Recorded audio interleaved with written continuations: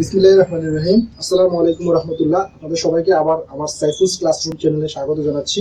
আজকে আমি যে বিষয়টি নিয়ে কথা বলবো সেটি হচ্ছে ময়েশ্চার রিগেইন এবং ময়েশ্চার কন্টেন্ট, যেগুলো ফাইবারের খুব ইম্পর্টেন্ট একটা প্রপার্টিস। যে প্রপার্টিসটা বলতে কি বোঝায়, এটা কিভাবে ম্যাথমেটিক্যালি এক্সপ্লেন করা যায়, এদের মধ্যে রিলেশন কি এবং এটা কিভাবে মেজার করা হয় এবং তার থেকে আমরা কি বেনিফিট বা কি সিদ্ধান্ত নিতে পারি, সেই ব্যাপারগুলো নিয়ে আজকে আমি কথা বলবো। তো আর দেরি না করে চলেন শুরু করি।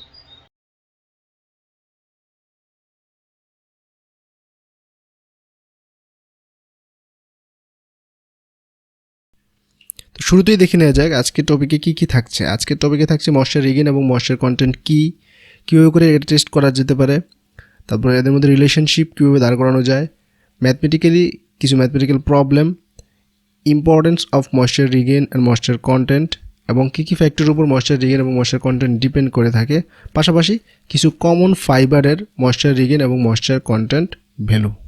তো ময়েশ্চার কন্টেন্টকে যদি আমরা ডিফাইন করতে চাই তাহলে the ratio between weight of moisture and original weight of the sample expressed in percentage is called moisture content. অর্থাৎ মূলত একটা ফাইবারের মধ্যে কী পরিমাণ ময়েশ্চার বিদ্যমান আছে এইটাকে বলা হচ্ছে ময়েশ্চার কন্টেন্ট। W/S × 100। এখানে W হচ্ছে ওয়েট অফ ময়েশ্চার আর S হচ্ছে স্যাম্পল ওয়েট, অর্থাৎ একটা কটন স্যাম্পলের মধ্যে কী পরিমাণ ময়েশ্চার অলরেডি আছে সেটি হচ্ছে ময়েশ্চার কন্টেন্ট, কী পরিমাণ কন্টেইন করে আছে বা ধারণ করে আছে। আর ময়েশ্চার রিগেইন মানে হচ্ছে এটাকে যদি ওভেনে নিয়ে ড্রাই করে ফেলা হয়, অর্থাৎ সমস্ত ময়েশ্চারকে এখান থেকে ইভাপোরেট করে দেওয়া হয়, যে পরিমাণ ময়েশ্চার ড্রাই ফাইবার থাকবে সেই ড্রাই ফাইবারের সাপেক্ষে কতটুকু ময়েশ্চার গেইন করবে সেটাকে বলা হচ্ছে ময়েশ্চার রিগেইন, অর্থাৎ W/D × 100। এখানে W হচ্ছে ওয়েট অফ ময়েশ্চার যতটুকু গেইন করলো, আর D হচ্ছে ওভেন ড্রাই ওয়েট, অর্থাৎ ওভেনে নিয়ে যদি একটা ফাইবারকে ড্রাই করে ফেলা হয় তাহলে এর মধ্যে মূল যে ফাইবারগুলো থাকবে তার যে ওয়েটটা সেটা হচ্ছে oven dry weight. Basically moisture content যদি বলি আমি তাহলে W/S × 100% লিখতে হবে, আর যদি ময়েশ্চার রিগেইন বলে থাকি তাহলে W/D × 100% এভাবে করে লিখতে হবে। কিন্তু আমরা আগের এক্সপ্রেশনে ময়েশ্চার কন্টেন্ট পার্সেন্টেজটাকেই সি দ্বারা প্রকাশ করেছি, সেজন্য 100-র পাশে পার্সেন্টটা দেওয়া হয়নি। অর্থাৎ সি এর ভ্যালু যদি সাপোজ 7 বের হয় বা 7 ক্যালকুলেট করি তাহলে ময়েশ্চার কন্টেন্ট হবে 7%, যেহেতু পার্সেন্টেজটাকেই আমরা সি দ্বারা প্রকাশ করেছি। আর ময়েশ্চার রিগেইনের ক্ষেত্রেও আরটাকে যেহেতু ময়েশ্চার রিগেইনের পার্সেন্টেজ কি আর দ্বারা প্রকাশ করছি, অর্থাৎ আমরা ম্যাথমেটিক্যালি কাজটা সহজ করার জন্য এই কাজটা করেছি, একটু পরেই বুঝতে পারবো। তো সেক্ষেত্রে আর এর মান যদি 10 হয় তাহলে 10 হবে 10%। ইকুয়েশন থেকে একটা ব্যাপার স্পষ্ট, সেটা হচ্ছে ময়েশ্চার রিগেইনের ভ্যালুটা সবসময় ময়েশ্চার কন্টেন্টের ভ্যালু হচ্ছে হায়ার হবে। এখানে দেখাই যাচ্ছে যে একটা হচ্ছে ভাগ দিচ্ছি ডি দিয়ে আর একটা হচ্ছে এস দিয়ে। তো যেহেতু ডি ছোট হবে সবসময় এস থেকে, সেক্ষেত্রে ময়েশ্চার রিগেইনটাই অবশ্যই বেশি হবে। অর্থাৎ টেস্টিংয়ের ক্ষেত্রে কীভাবে করে ময়েশ্চার টেস্ট করা যেতে পারে, তো প্রথমে একটা ওভেন ড্রায়ার আমরা দেখতে পাচ্ছি, এই ড্রায়ারটার সাহায্যে আমরা ময়েশ্চার টেস্ট করে থাকবো। তো ময়েশ্চার টেস্ট করার জন্য আমরা বুঝতেই পারতেছি ম্যাথমেটিক্যাল এক্সপ্রেশন দেখেছি, সেখানে দুইটা এলিমেন্ট হচ্ছে ময়েশ্চার কন্টেন্টের জন্য এবং দুটো এলিমেন্ট হচ্ছে ময়েশ্চার রিগেইনের জন্য লাগবে। W/S, এখানে হচ্ছে W/D। তাহলে প্রথমে আমরা স্যাম্পল ওয়েটটা নিয়েছি অর্থাৎ S, এখানে 9 গ্রাম ফাইবার নেওয়া হলো। এই ফাইবারটাকে এবার আমরা ওভেনে ড্রাই করব। তো ওভেনে ড্রাই করার ক্ষেত্রে যখন এই গ্রিন লাইট দেখা যাচ্ছে, গ্রিন লাইট জ্বলে আছে, তার মানে হচ্ছে সুইচ অন হয়ে গেল। এবার টেম্পারেচার রেজ করতে থাকবে। টেম্পারেচার রেজ করতে করতে 105 ডিগ্রি সেলসিয়াস টেম্পারেচার উঠতে থাকবে। 105 ডিগ্রি সেলসিয়াস টেম্পারেচার হয়ে যাওয়ার পর কিন্তু রেড লাইট জ্বলবে, অর্থাৎ ভিতরে যে থার্মোস্টেট আছে সেটা সিগন্যাল দেওয়ার পরে যে হিটিং এলিমেন্টটা বন্ধ হয়ে যাবে, এরপর কিন্তু আর টেম্পারেচার রেজ করবে না। তো এই অবস্থায় আমরা 1.5 ঘন্টা সময় ধরে রেখে দিব ফাইবারটাকে। আর যখনই টেম্পারেচার 105 থেকে একটু কমে আসবে তখন কিন্তু হিটিং এলিমেন্টটা আবার থার্মোস্টেট থেকে হিটিং এলিমেন্টটা অ্যাক্টিভ হয়ে যাবে, অর্থাৎ হিটিং এলিমেন্টটা আবার টেম্পারেচার ওটাকে রেজ করে 105-এ নিয়ে যাবে। অর্থাৎ তাপমাত্রা কখনোই এই ওভেনে যদি আমি 105 সেট করি 105 ± 3 থাকবে, অর্থাৎ 3 কম বা বেশি এর মধ্যেই টেম্পারেচারটা থেকে থাকবে। তো এবার 1.5 ঘন্টা পর যখন আমরা ফাইবারটা ড্রাই হয়ে যাবে, অর্থাৎ এখান থেকে ময়েশ্চার সব ইভাপোরেট হয়ে যাবে, এবার এটার ওয়েট নিব। ওয়েট নেওয়ার সময় এই ফাইবারটাকে ময়েশ্চার চেম্বারের ভিতরে রেখে, মানে কেজের মধ্যে রেখেই যদি ওয়েট নেওয়া যায় তাহলে সবচেয়ে ভালো। অন্যথায় খুব তাড়াতাড়ি একদম বের করার সাথে সাথেই ওয়েটটা নিয়ে নিতে হবে। তো আমরা বের করার সাথে সাথে ওয়েটটা নিয়ে দেখলাম এই ওয়েটটা হচ্ছে 8.3 গ্রাম। তাহলে কতটুকু ময়েশ্চার হারালো?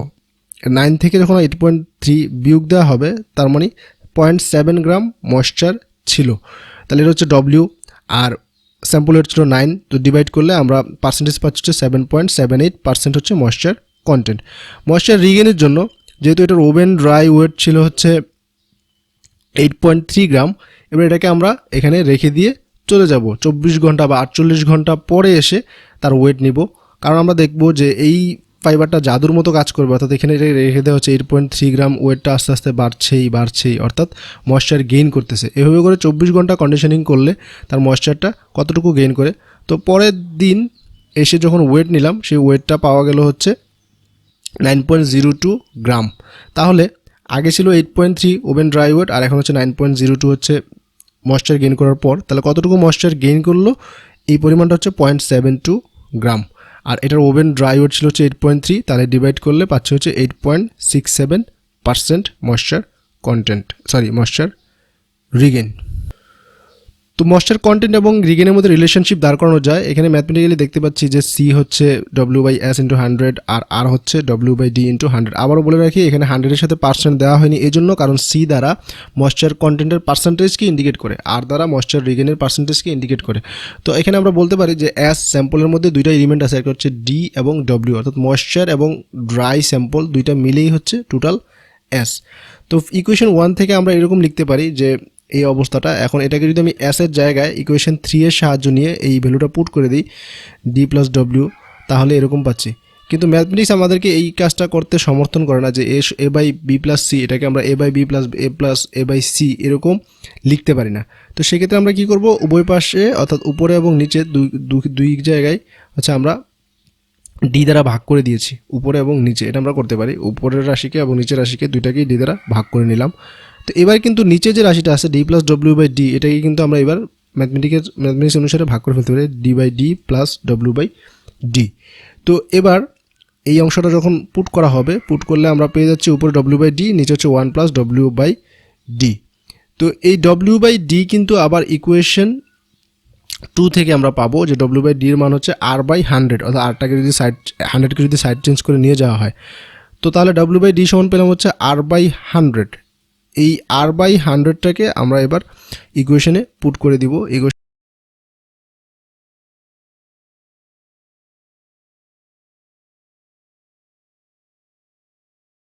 পুট করলে এইটা যখন সিম্পলিফাই করবো, অর্থাৎ 100 এবং 100 উপরে কাটা যাবে, তখন থেকে যাবে C সমান R/1 + R/100। এটা হচ্ছে ময়েশ্চার কন্টেন্টের রিলেশন।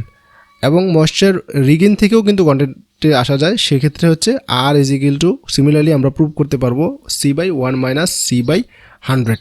তাহলে এই দুটো হচ্ছে ফর্মুলা, এবং আগের যে 3টা ফর্মুলা সেগুলোও দেখে নিচ্ছি। অর্থাৎ ম্যাথমেটিক্যাল প্রবলেম সলভ করার জন্য এই 5টা ফর্মুলা জানতে হবে। যদি কেউ বলে ময়েশ্চার রিগেন এবং কন্টেন্টের মান কত হলে তাহলে দুইটা সমান হতে পারে, যদি সেলসিয়াস, ডিগ্রি সেলসিয়াস এবং ডিগ্রি ফারেনহাইটকে যেভাবে আমরা রিলেট করেছিলাম সেরকম করে বলতে গেলে আসলে 0% যদি ময়েশ্চার কন্টেন্ট হয়, তাহলে ময়েশ্চার রিগেনটাও 0% হয়ে থাকবে। যদি কেউ বলে যে সি এর ভ্যালু বা ময়েশ্চার কন্টেন্টের ভ্যালু কত হলে এটা ময়েশ্চার রিগেনের অর্ধেক হবে, তাহলে বলতে পারি আমরা থিওরিটিক্যালি, অর্থাৎ এই ম্যাথমেটিক্যালি এখানে দেখতে পাচ্ছি যে 50% যদি ময়েশ্চার কন্টেন্ট হয়ে থাকে, তাহলে এই ফাইবারের ময়েশ্চার রিগেন হবে 100%। এটা থিওরিটিক্যালি প্রমাণ করা যায়, কিন্তু বাস্তবে এরকম পাওয়া যাবে না। তো এখানে 5টা ম্যাথ দিয়ে দেওয়া হলো, 5টা ম্যাথ থেকে ট্রাই করবেন বাসায়। এগুলোর আনসার ডেসক্রিপশন বক্সে দিয়ে দিব, অর্থাৎ ময়েশ্চার কন্টেন্ট এবং রিলেটেড রিগেন সম্পর্কিত এই 5টা ফর্মুলা দিয়ে এই ম্যাথগুলো সলভ করলেই ইনশাল্লাহ হয়ে যাবে। ময়েশ্চার কন্টেন্ট ও ময়েশ্চার রিগেনের ইম্পর্টেন্সটা বলতে চাচ্ছি। ধরলাম আমি 1000 কেজি বা 1 টন ফাইবার কিনবো। 1 টন ফাইবার কিনতে গিয়ে 7% ময়েশ্চার কন্টেন্ট আছে, আর একটা হচ্ছে 8% ময়েশ্চার কন্টেন্ট। তো 7% ময়েশ্চার কন্টেন্টের জন্য আমি পাবো 70 কেজি ময়েশ্চার, আর বাকি 930 কেজি আসলে ফাইবার পাওয়া যাবে। তো অন্যদিকে 8% ময়েশ্চার কন্টেন্ট হলে কিন্তু 80 কেজি, 8% যেহেতু 1000 8% হচ্ছে 80 কেজি ময়েশ্চার পাওয়া যাবে, আর 920 কেজি ড্রাই ফাইবার পাওয়া যাবে। এখন দুই ক্ষেত্রেই যদি আমি একই টাকা দিয়ে বা একই পরিমাণ অ্যামাউন্ট দিয়ে ফাইবার কিনি, তাহলে কিন্তু দ্বিতীয় ক্ষেত্রে আমাকে লস করতে হবে, কারণ এখানে 920 কেজি ফাইবার পেয়েছি আর আগে পেয়েছিলাম 930 কেজি, অর্থাৎ 10 কেজি ফাইবার কম পাবো, অর্থাৎ 10 কেজি পানি বেশি পাবো। তো 10 কেজি পানির দাম যদি আগের ফাইবার অর্থাৎ আগের ক্ষেত্রের সমানই দেই, তাহলে কিন্তু আমি কটনের দামে 10 কেজি পানি কিনে নিয়ে আসলাম। এই ব্যাপারটা অনেক ইম্পর্ট্যান্ট। অর্থাৎ অনেকেই করে কি, একটা হিউমিড কন্ডিশনে, অর্থাৎ খুব হিউমিডিফিকেশন করে এসি দিয়ে তারপরে ওই রুমে আস্তে আস্তে ময়েশ্চার গেইন করায় ফাইবারের মধ্যে। তো ময়েশ্চার গেইন করলে তখন যখন বিক্রি করবে তখন কটনের দামে পানিটাকে বিক্রি করে দেওয়া যেতে পারে। সেই ক্ষেত্রে স্ট্যান্ডার্ড ময়েশ্চার কন্টেন্ট বা রিগেইন বা অ্যাটমসফিয়ারিক কন্ডিশনগুলোতে টেস্ট করে ফাইবার পারচেস করতে হয়। এবার দেখে নেওয়া যায় একটু সংক্ষেপে যে কী কী বিষয়ের উপর ময়েশ্চার আসলে ডিপেন্ড করে। রিলেটিভ হিউমিডিটির উপর খুব বেশি পরিমাণে ডিপেন্ড করে, অর্থাৎ রিলেটিভ হিউমিডিটি যখন বাড়াতে থাকি আমরা তখন ফাইবারের ময়েশ্চার গেইন বা অ্যাবজর্পশন পার্সেন্টেজটা বাড়তেই থাকে। তবে একটা সার্টেন লেভেল পর্যন্ত খুব স্লো বাড়ে, কিন্তু 60, 65, 70 এই লেভেলে যাওয়ার পরে কিন্তু ময়েশ্চার গেইনটা পার্সেন্টেজটা আস্তে আস্তে খুব রেপিডলি বাড়তে থাকে। তা রিলেটিভ হিউমিডিটির সাথে ময়েশ্চার রিগেইন বা ময়েশ্চার কন্টেন্টের যে পার্সেন্টেজটা প্রপোর্শনালি রিলেশনশিপ মেনটেন করে। দ্বিতীয়ত হচ্ছে টাইম, অর্থাৎ যত দীর্ঘ সময় বা কত সময় ধরে আমরা এই বস্তুটাকে রেখে দিচ্ছি তার উপর ডিপেন্ড করবে ময়েশ্চার কী পরিমাণ গেইন করবে। এই টাইমের সাথে আরও কিছু ব্যাপার হচ্ছে এক্সপোজিওরটা কীভাবে রাখা হলো, ম্যাটেরিয়ালের কন্ডিশনটা কি, এটা কি টুইস্টেড ফর্মে আছে নাকি এক্সপোজ ফর্মে আছে, আর যে ফাইবারগুলো নিচে আছে সেগুলো কি ফাইবার দ্বারা ঢাকা আছে কিনা নাকি ওপেন স্পেসে রাখা আছে, এই সবগুলো ব্যাপারের উপর ময়েশ্চার কন্টেন্টটা ডিপেন্ড করে। অর্থাৎ টাইম যত দেওয়া যাবে আলটিমেটলি ময়েশ্চার গেইনের পার্সেন্টেজটা কিছুটা হলেও বাড়বে। টেম্পারেচার এর কথা যদি বলি, যে টেম্পারেচার যখন ইনক্রিজ করতে থাকে তখন কিন্তু ময়েশ্চার গেইনটাও বাড়তে থাকে। অর্থাৎ দেখা গেছে যে হিউমিডিটির উপর সবচেয়ে বেশি ইম্প্যাক্ট, যদিও তারপর টেম্পারেচারের উপরও ইম্প্যাক্ট রয়েছে। 10 ডিগ্রি সেলসিয়াস টেম্পারেচার চেঞ্জের জন্য 0.3% ময়েশ্চার রিগেইন চেঞ্জ হয়ে থাকে একটা ফাইবারের। তো previous history of the material এটা কিন্তু ইম্প্যাক্ট ফেলে। আগে এটা কি ড্রাই ফর্মে ছিল নাকি ওয়েট ফর্মে ছিল, এই ব্যাপারটা কিন্তু অনেক ইম্পর্টেন্ট। অর্থাৎ আগে যদি ওয়েট ফর্মে থাকে তাহলে সেটা আস্তে আস্তে ইকুইলিব্রিয়াম কন্ডিশনে আস্তে আস্তে নিচের দিকে চলে আসবে, সময়ের সাথে সাথে রিগেনটা কমতে থাকবে। আর যদি ড্রাই স্যাম্পল হয়ে থাকতো তাহলে এটা কিন্তু আস্তে আস্তে ইকুইলিব্রিয়াম কন্ডিশনে আসার জন্য রিগেইন আস্তে আস্তে বাড়তে থাকতো সময়ের সাথে সাথে। তো সেক্ষেত্রে previous history of the material এটা অনেক ইম্পর্টেন্ট, একটা ফাইবারের ময়েশ্চার কন্টেন্টকে এটা ইনফ্লুয়েন্স করে থাকে। পাশাপাশি যদি প্রসেসিংয়ের কথা বলি, যেমন ওয়েট প্রসেসিংয়ে যখন এই স্কাওয়ারিং করে ফেলা হয়, অয়েল ওয়াক্সগুলোকে দূর করে ফেলা হয় কটন ফাইবার, তখন কিন্তু তার ময়েশ্চার কন্টেন্ট বা রিগেইন চেঞ্জ হয়ে থাকে, এবং উলের ক্ষেত্রেও এই কাজটা ঘটে থাকে। এবং যখন হাই টেনশনে থাকে কোনো বস্তু তখন তার ময়েশ্চার রিগেইন এবং কন্টেন্টের যে পার্সেন্টেজ সেটা কিন্তু কম হবে। অর্থাৎ physical and chemical history and processing এই ব্যাপারগুলো কিন্তু ইম্প্যাক্ট করে। যখন উলের ক্ষেত্রে যদি অয়েল কন্টেন্ট দ্বারা প্রসেসিং করা হয়ে থাকে তাহলে কিন্তু গেইন বেড়ে যায়, আবার অন্য ক্ষেত্রে কম থাকে। এই ব্যাপারগুলো অনেক ইম্পর্টেন্ট, অর্থাৎ এই ফ্যাক্টরের উপর ময়েশ্চার কন্টেন্ট এবং ময়েশ্চার রিগেইনটা ডিপেন্ড করছে। সর্বশেষ কিছু কমন ফাইবারের ময়েশ্চার রিগেইন বা স্ট্যান্ডার্ড রিগেইন একটু জেনে নেই। যে যখন কটন র ফর্মে থাকে তখন 8.5% ময়েশ্চার রিগেইন থাকে তার, আর যখন কটন ইয়ার্ন ফর্মে চলে যায় তখন একটু কমে আসে 7 থেকে 7.5%। সিল্কের ক্ষেত্রে 11%, উলের ক্ষেত্রে 17%, অনেক সময় কিছু উলের ক্ষেত্রে এটা 20% পর্যন্ত চলে যায়, 13 থেকে 20% এরকম লেভেলে চলে যায়। বিস্কোসেরানো ময়েশ্চার রিগেইন খুব ভালো, 13%। ফ্লাক্স এবং হ্যাম্প 12%। এসিটেট হচ্ছে 6%, যেটা কিনা সিল্কের বিকল্প হিসেবে ইউজ হয়ে থাকে, এবং অ্যাক্রাইলিক আছে যেটা কিনা উলের বিকল্প হিসেবে ইউজ হয়ে থাকে আমরা জানি। নাইলন হচ্ছে 6.6, এই নাইলনগুলো হচ্ছে 4%, আর ট্রেলিন অথবা পলিস্টার এইসব ফাইবার হচ্ছে 0.4% ময়েশ্চার রিগেইন। এখন ন্যাচারাল ফাইবার যারা আছে তাদের সবারই প্রায় ময়েশ্চার রিগেইনের পার্সেন্টেজটা 5%-এর উপরে, আর ম্যানমেড ফাইবারগুলোর ময়েশ্চার রিগেইন নর্মালি কম হয়ে থাকে। এটা হচ্ছে ব্যাপার। আজকের শব্দ হচ্ছে ডিসঅর্পশন, অর্থাৎ একটা ফাইবারকে যদি ওয়েট করে ফেলা হয়, মানে ভিজিয়ে ফেলা হয়, এই ভিজিয়ে ফেলার পর এখানে যখন আমরা রেখে দিব আস্তে আস্তে কিন্তু এখান থেকে ময়েশ্চারগুলো হারাতে থাকবে পরিবেশে, এই হারানোটাকে বলা হয় ডিসঅর্পশন। আজকের উপদেশ হচ্ছে পরিবারের জন্য মূলের ভূমিকা পালন করুন। অর্থাৎ আপনারা যারা এখানে হয়তো কথা শুনছেন তারা অনেকেই হয়তো সবাই হয়তো শিক্ষিত মানুষ, এবং তারা একটা সময় গিয়ে একটা পরিবারের দায়িত্ব নেবেন অথবা একটা পরিবারকে লিড দিবেন।